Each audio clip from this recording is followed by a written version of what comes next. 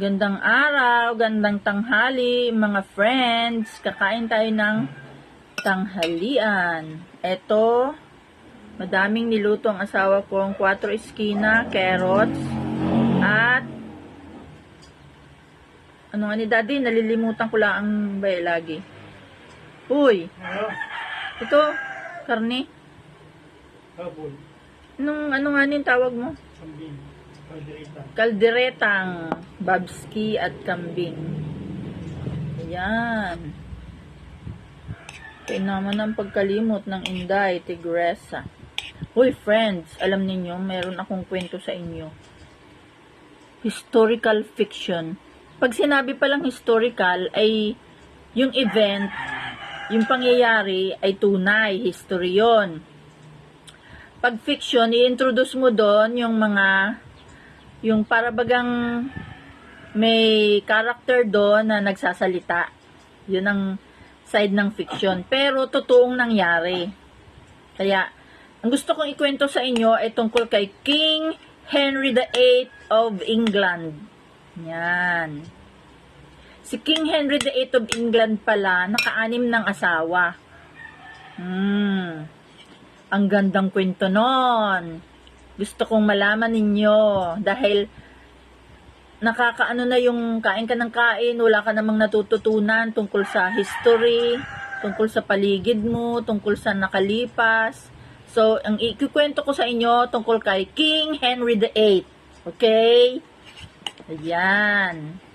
Meron palang naging asawa si King Henry VIII na pinapugutan niya ng ulo. Ang pangalan ay Anne Boleyn. Yeah! Hindi naman sa tayo ay natutuwa dahil siya ay napugutan ng ulo. Pero that is history. Ikalawang asawa yon ni King Henry VIII na later on, para lang siya makapag-asawang muli sa ikatlong asawa, ay according to history, according to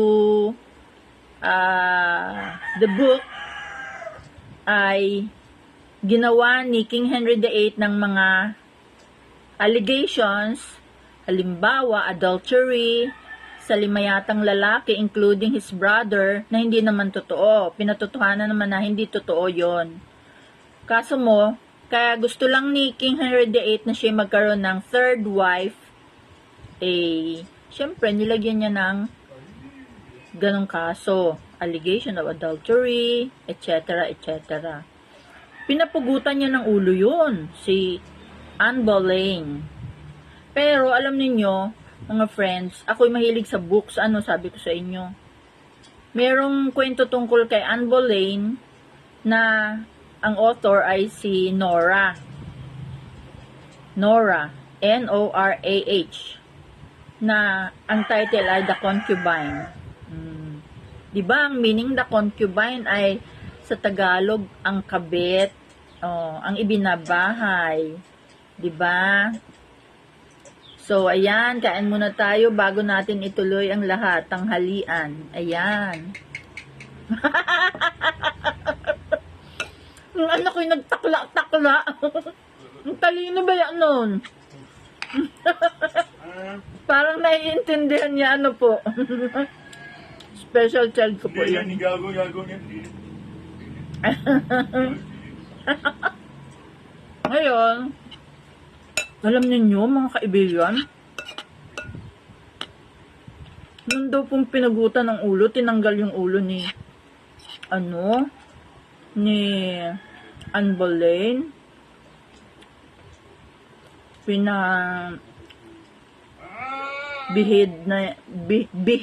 beheaded ni King Henry VIII.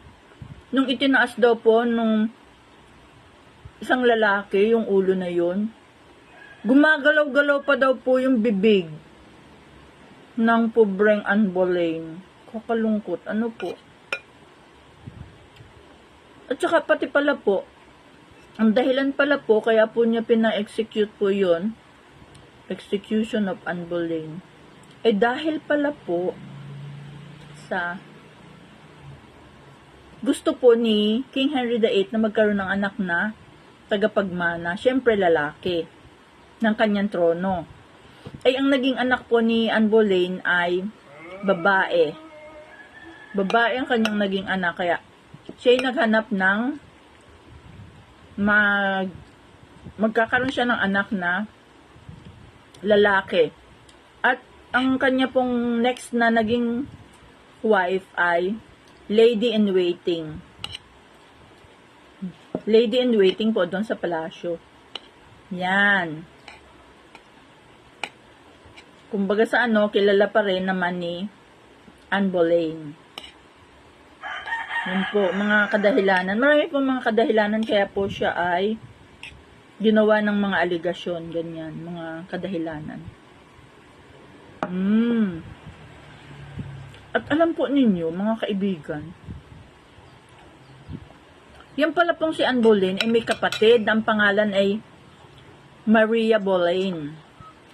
Mary Boleyn. Ngayon, mas maganda po siya kaysa kay Anne Boleyn. Kaso mo, si Anne Boleyn po, from inside ang kanyang kagandahan at saka matalino. Kumbaga sa ay siya po ay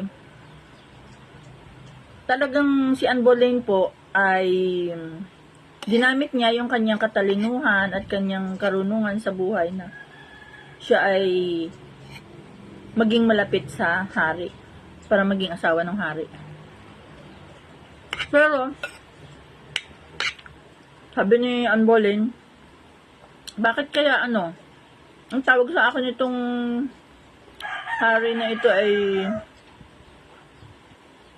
yung babaeng yan, concubine, ganyan ang tawag sa kanya, mistress.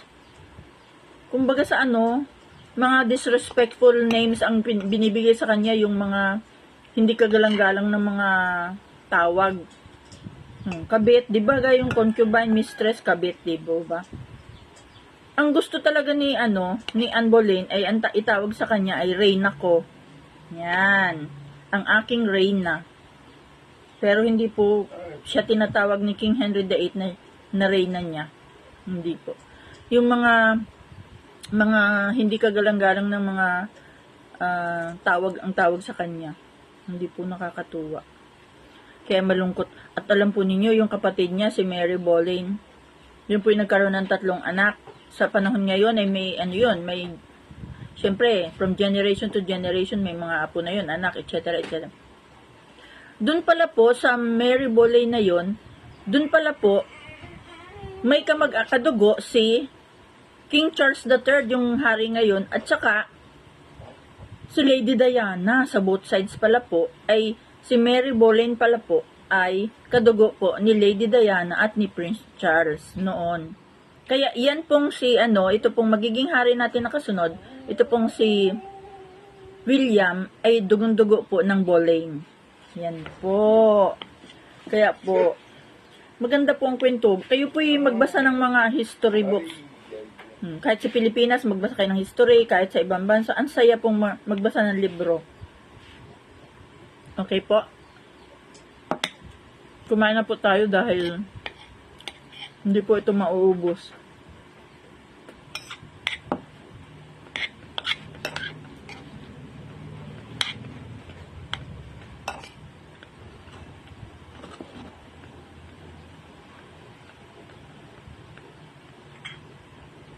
At may kwento pa po ako sa inyo.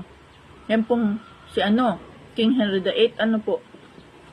Yan po, dati payat pa. Nung po siya nangangabayo. Tapos siya po tumaba ng tumaba.